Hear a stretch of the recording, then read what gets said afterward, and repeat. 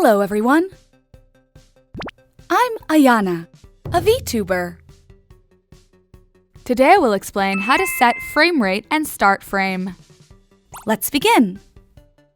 Let's start. The frame rate and starting frame position vary depending on the type of video. Be sure to check it out before you start working. From Edit, Preferences, Import. You can specify the frame rate for imported materials in the sequence footage. Generally, 30 frames per second is okay. You can also change the frame rate after importing. In the project panel, right-click on the material you want to change the frame rate for and select Interpret Footage Main. This window will appear, so you can change it from frame rate, conform to frame rate.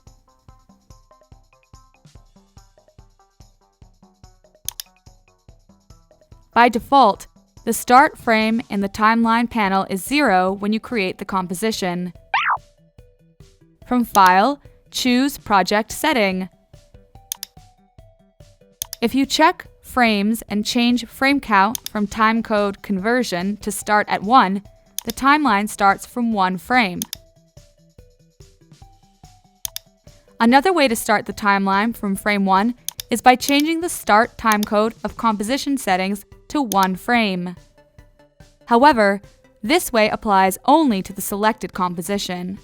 Also, after setting to start from frame 1 in composition settings, if you change to the project settings to start from 1, the composition will start from frame 2.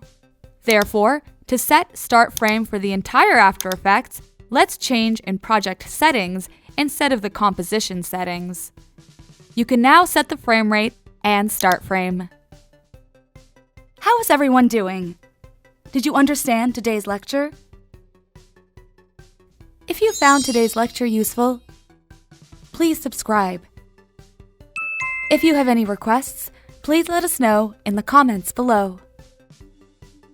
See you again for the next lecture. See you soon. Bye-bye.